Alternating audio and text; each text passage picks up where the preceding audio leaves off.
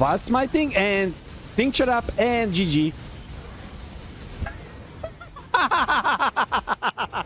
What's up guys, Bridget here. It has been more than 2 years since last time I played Flicker Strike, and I got many requests from my viewers to make a Tonky Flicker Strike build. So here we are. Our skill choice is Flicker Strike of Power. Teleports the character to a nearby monster and attack with your melee weapon. If no specific monster is targeted, one is picked at random. This is why you can experience something like this gameplay you see here. You need a power charge for this skill to be able to use it, and it has a cooldown which can be bypassed with a power charge. The reason we're using this variant because we can easily generate power charge and not worry about low rolling or frenzy charges like with the base skill. Romira's Banquet unique ring will provide an easy way to generate power charge. Every time when you land a non-critical strike, you will generate one power charge. Although when you land a critical strike, you will lose all the power charges. Because we're using precise technique and resolute technique, we cannot deal critical strike, so we will never lose our power charge in this way. I'm also using a unique ring on the other slot, and that's the Warrior's Legacy.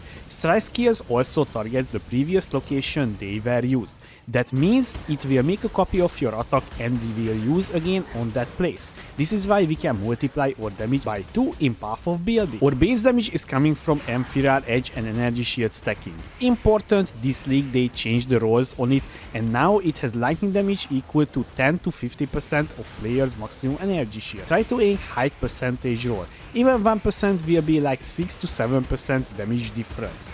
Using Whispers of Infinity, it grants us tons of energy shield, and the main reason why I'm using this, we can resolve all of our mana and not worry about the mana cost, because this owner converting all the skill casts to energy shield cast. So we're spending energy shield instead of mana. Also we can use more freely a tincture to increase our overall damage. We can sustain around 15 stacks, which is more than enough to just delete Uber bosses with it. I need to raise your attention, there is a few issues with this skill. If you never played Flicker Strike, maybe you will feel dizzy after some time or even after a few seconds. Also, the other problem is you cannot control your character where you teleport it. On maps that's not a big problem, but on Ubers you will flicker in very dangerous position like Cirrus Storm or at Maven Beams, which will lead your character death, but overall it's a fun experience to play this skill after many years. I just want to showcase the items we're using in the build right now, and once again we're using Ethereal Edge as always as a Trickster. The important thing with this, you need a resolute technique corruption and trying to aim even higher rolls on your attacks with this weapon had all the maximum lightning damage equal to 40% of players' maximum energy shield. Very important, the higher is the better, and also it's more expensive as well. And we're still using Aegis Aurora. Aegis Aurora will grant us recover energy shield equal to 2% of our armor when you block. We have very high block chance and very high armor, around almost 60k, so we will getting back like 1.2k energy shield every single time when we block. And we're using Whispers of Infinity once again guys, because this is providing us a bunch of energy shield, I mean a tons of energy shield. Or skill cost 2 energy shield cost, so we will spend energy shield instead of mana, so we can easily use our tincture. And we anointing Tribal Fury, so we can just play without gem swapping. I'm also using 2 never seen unique ring in the build. So let's start with the Warrior's Legacy.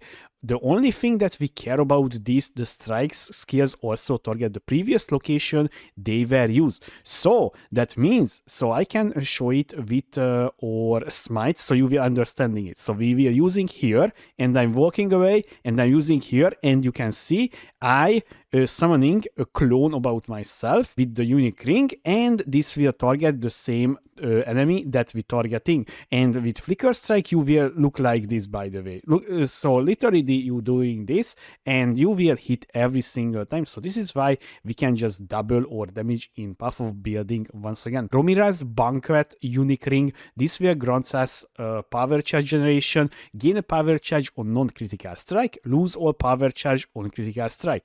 But because once again we have resolute technique, precise technique, we never considered deal critical strike. So in this way we have infinite power charge generation and we will never ever run out power charges. And once again guys, we're using Tides of Time, you know, surprise surprise, right? So this way we can have 100% uptime on our flasks with or implicit on the body armor. It's not really big surprise we're using a basic Trickster gear, you know, hybrid evasion energy shield here, evasion helmet, gloves and boots, and in this way we can reach 13k plus energy shield, which is kind of massive. So let's see the passive tree guys once again. So I would say this is a standard Trickster tree at this point. We're using free cluster javel, as you can see here, and we using one single fertile mind here because this zone is very dense with dexterity, so it will convert all of the dexterity to intelligence, which is provide us a very huge amount of energy shield. As you can see here,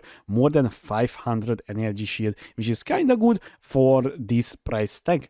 And we're using here Lethal Pride Timeless Javel with double damage here and double damage here, and I would say a budget option as well. So you're removing this part of the tree here and just allocating here the Mind Drinker, so you can aim much better javel here as well. Or just, you know, maybe this is too expensive, you can just allocate this one and try to find a good javel with a good mod on this node. And cluster javels is the following guys once again. So we using here 8 passive cluster javel with Feed the Fury, Veteran Defender and Mortal Prowess here. Down there we using Feed the Fury, Prodigious Defense and Mortal Prowess, and here once again Prodigious Defense, Feed the Fury and Mortal Prowess. You can easily make these clusters, by the way, just reforge attack or speed on the fortification station, so you do not overpay for these ones because this is now very expensive since, you know, the Smite Trickster is get more popular. We're using here a Storm Shroud, you know, this is, I would say, absolutely standard this league as well. Modifiers to chance to avoid being shagged applied to all elemental elements, which is means we will never get frozen, shagged, ignited and so on. Very easy to cap this one out. And also I'm using here one single rare javel with intelligence fracture, attack speed while holding a shield and maximum energy shield. The way you getting this, just purchase the base and reforge either defense or either speed on the fortification station. I'm using here a Watcher with chance to block spell damage while affected by Discipline and chance to suppress spell damage while affected by Grace. You only care about here the chance to suppress spell damage because this combination is very expensive still. And I'm using here a Corrupted Blood Immunity Javel with all attributes and intelligence roll on it, and also it has block as well. And this is just for the Corrupted Blood immunity, I would say. We down there using another intelligence fracture, attack speed and maximum energy shield. Same way I crafted this one and another one. Once again, intelligence, attack speed and maximum energy shield. Very easy to make this one guys. You just need to purchase the base one. We're using a Runegraft of the Fortress here because this is increasing our global defense and this is applies to armor, evasion and energy shield at the same time, and this build scales all of the three, so it's very nice for this build. And also I'm using here a few avoid being stunned tattoo because in this way you will have stun immunity thanks to the Tides of Time bet. And I'm using here one single suppression tattoo. And quickly the ascendancy guys, you can see here we're using here Polymath, Swiss Killer, Escape Artist and Swordinker. Once again, it's very standard Trickster stuff here, so not really, you know, groundbreaking. Now the gem links is the following guys. Once again, I'm using Flicker Strike of Power, which is very cheap, by the way, even if you consider this is a transfigured variant, right? So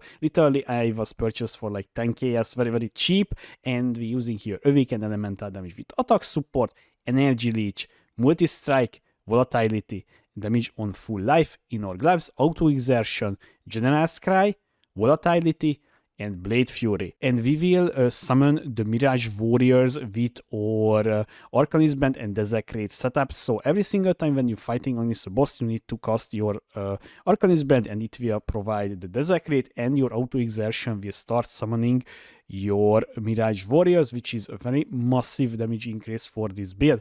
We're using here Brutality, faster attacks, momentum, and leap slam. This is a 4 linked move and skill setup, which is, by the way, when you have like 5 frenzy charge, it will become very fast because we can have 5 frenzy charge with this build. We're using a Wild Smite. I'm just only using the Wild Smite here, so you don't need to get the Smite of Divine Judgment. I'm just using Wild Smite to increase our damage even further. Arcanist Brand with Desecrate, and in the helmet, Grace, Discipline, Arctic Armor, and Igniter level 3. In our weapon, Poacher Mark and Mark on Hit. The reason we're using Poacher Mark, guys, because it grants us 5% chance to gain a Frenzy Charge when you hit, and we can generate in this way Frenzy Charges in a boss fight or while mapping, and we can have 5 Frenzy Charge, and also because we allocated the Swift Killer, it will increase the duration to 30 seconds, which is helping very big time while we mapping with this build, and also on boss fights as well, and using here Tempest Shield as our last. Honestly, guys, this was just on my part, just a meme on stream a few days ago, but so many people was really liked the gameplay, and they was wanted to see the guide for it, so this is why I'm making this video. If my research was correct, I'm not seeing one single, I would say, a very tonky Flicker Strike build out there in this league. So I would say, guys, this build is kinda, tonky. That's the big reason why I was only giving a chance for this one. And honestly, I had fun with it, and I will play this one for more time, 100%. So till then, guys, I hope you enjoyed this video, and if you have any question, please leave a comment below, or you can find me on twitch.tv/Pridget2. Thanks for watching. I was Pridget. See you next time.